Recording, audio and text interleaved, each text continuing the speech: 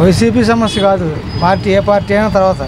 రాజశేఖర రెడ్డి చేశాడు, బంగారం వెళ్ళి రామారావు చేశాడు,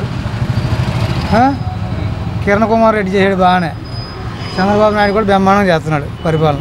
పథకాల విషయంలో పథకాలు అంటే ఏముండే, పథకాలు ఇస్తే మన సొమ్ము మనకే ఇస్తారు, ఏదో దాని మీద వేసి అవి ఇవ్వకపోవడమే మంచిది. ఒక రకంగా చెప్పాలంటే 6 నెలలకి ఇచ్చాడు వడ్డీ డబ్బులు, సంవత్సరం కూడా ఇలా. ఇంకా ఆడి సంగతి చెప్పొద్దు, నాకు పెట్టండి. కాదు అది కాదండి, ఆడు ప్రభుత్వంలో ఉన్నప్పుడు చేసి ఎదరోని ఎక్కిరియాలి. వాడు చేయకోకుండా సంవత్సరానికి నువ్వేమో వడ్డీ డబ్బులు ఇవ్వాలి. నా కాడేమో 1400 కొన్నావు, కట్ట బియ్యమే 1400 అమ్ముతున్నావు, అది 2 కట్టలు అమ్ముతుంది. అదే వడ్డీ కట్ట 2 బస్తాలు అవుతాయి, 25 కేజీలు. తెల్లని వాళ్ళకి తెలియదు వడ్డీ కట్టకి ఎన్ని అవుతాయి బియ్యం.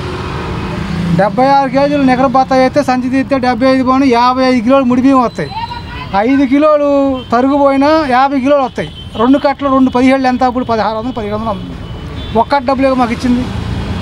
రైతులకు ఎన్నిసార్లు ఇచ్చినా పర్లేదు, కానీ ఎవరు ఇచ్చాడా?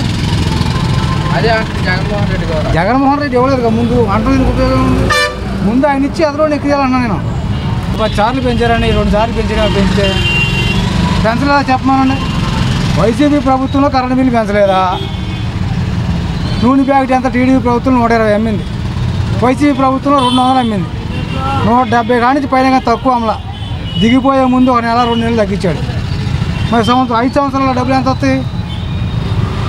మనకి ఎంత ఆదాయం వస్తుంది ప్రభుత్వానికి? అతను ఇచ్చింది ఎంత చెప్పు. అంటే కూటమి ప్రభుత్వం వస్తే నిత్యావసర సరుకులు మొత్తం తగ్గిస్తా అన్నారు, తీరా చూస్తే మొత్తం బాదుడే అని చెప్పి ఏమన్నాయి. వాళ్ళు ఎక్కి 6 నెలలే కదా, అన్నీ కుదరపడాలిగా, తగ్గిస్తారేమో ఎవరు చెప్తారు?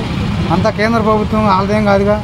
ఇలాంటి నిత్యావసర వస్తువు అన్నీ తయారు అమ్మేదంతా ట్యాక్స్ అంతా కేంద్ర ప్రభుత్వం, మంద కాదు అట్లా.